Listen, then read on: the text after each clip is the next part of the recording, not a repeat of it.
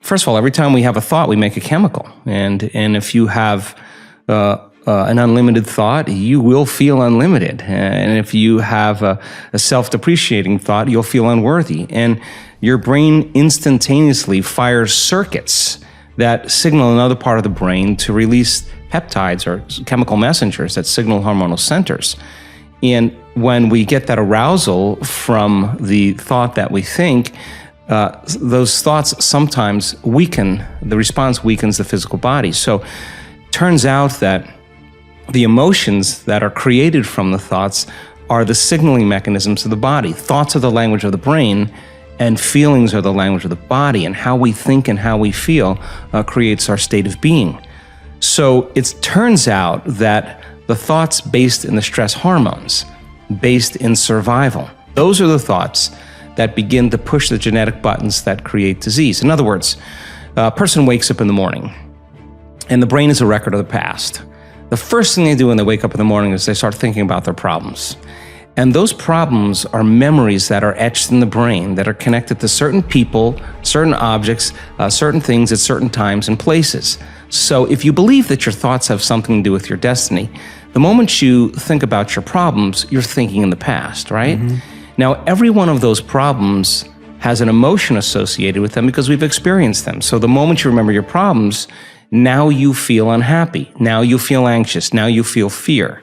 So the moment we feel those emotions, it takes a thought and a feeling, a memory or an image and an emotion, a stimulus and a response, and we start conditioning the body emotionally into the past. Now, the body is so objective that it doesn't know the difference between the real-life experience that's creating that emotion and the emotion that person's fabricating by thought alone. The body's believing it's in that environmental condition.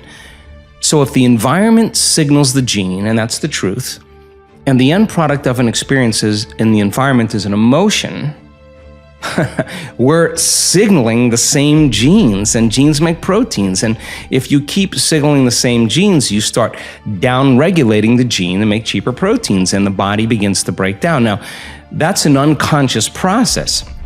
So what goes along with that is the moment the person feels that emotion of unhappiness or whatever it is, the brain checks in with the body and says, yeah, you're feeling pretty miserable, you're suffering. And we tend to generate more thoughts equal to the feeling that we have. And so then we get caught in this loop of thinking and feeling. So if we can't think greater than how we feel, or feelings have become the means of thinking, then we're thinking in the past, right? And so we call that the familiar past. And then a person gets going in the day and they start thinking, oh, I got to see this person, I got to go to that meeting, I hate doing this. And now they get in their routine. And a habit is a redundant set of automatic, unconscious thoughts, behaviors, and emotions that's acquired through repetition. A habit is when you've done something so many times that the body now knows how to do it better than the mind. So now the person running through the same routine every single day is on autopilot, and their body's now dragging them into a predictable future based on what they did in the past, and they've lost their free will to a set of programs, right? So now you have the familiar past and you have the predictable future. Those are knowns. So the only place then, reasonably, where the unknown exists is the sweet spot of the generous present moment. That is when the body and mind are free from those conditions. So along with those emotions that influence the same thoughts, people start becoming more judgmental. They start becoming more impatient. They start becoming more entitled. They start getting more afraid, more anxious, more depressed. And now the body is literally being depleted of energy because it's believing that it's living in an emergency situation. And in emergency, you tap all of the body's resources for some threat, whether it's real or imagined. And so then when you're releasing all of these chemicals, we are literally drawing the body's life force and turning it into chemistry. And so for the short term, that's cool. But the arousal that's created from those stress hormones is a rush of energy. And so then people use the problems and the conditions in their life to reaffirm their conditioning or their addiction to that emotion.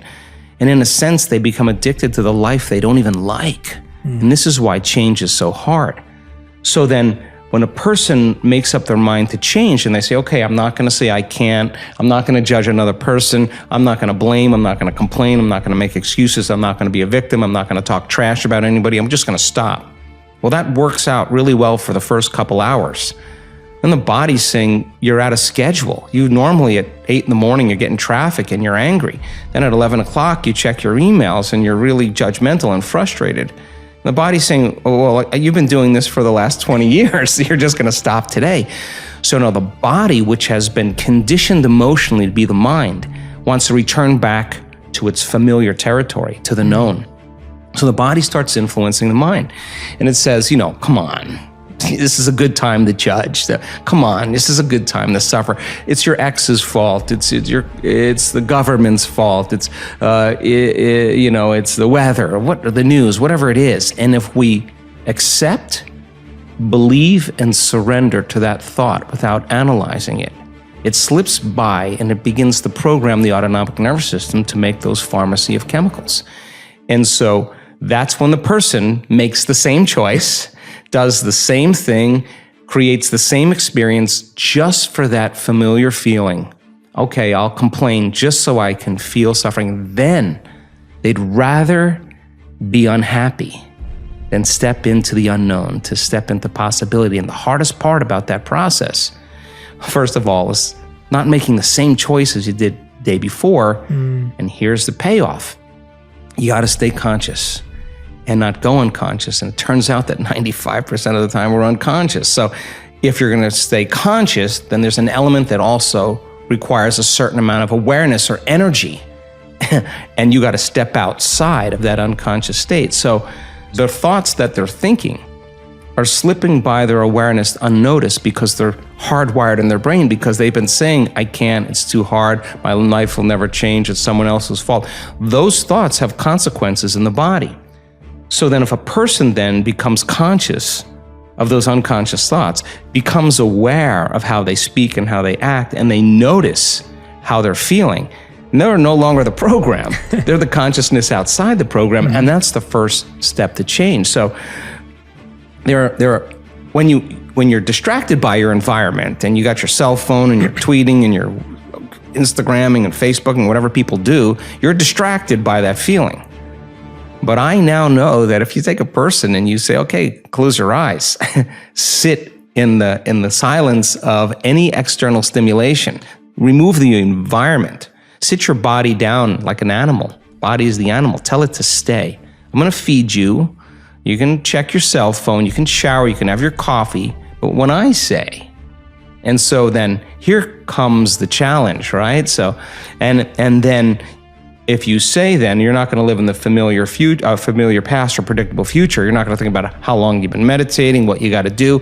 You labor for that present moment.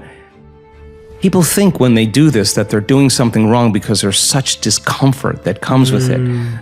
But they're in the unknown. They're actually doing it right. People say, I think I'm meditating wrong. I always say, oh, no, you're doing it right. Because when you notice that your body wants to get up and check your cell phone or have a cup of coffee, and you become aware that it's on autopilot and wants to do that, and you say, come on over here, and you return it back to the present moment, you're executing a will now that's greater than the program. And if the person wants to just get angry while they're sitting there, there's an arousal, and they notice the body is amping up and revving up, and they settle it back down. Now they're telling the body it's no longer the mind, that they're the mind. Now, we've researched this, and it's tedious in the beginning at first because David is fighting Goliath.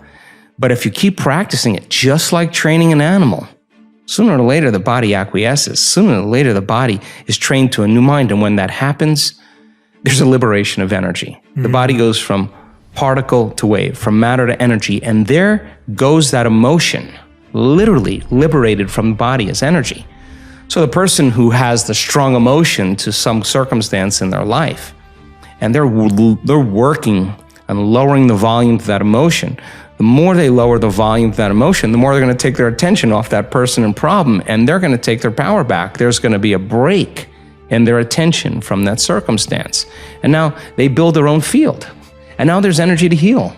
Now there's energy to create a new life. Now there's energy for the mystical moment because they've overcome their old personality self. So I think, it's not like thinking positively. That's not the message. Yeah. It's overcoming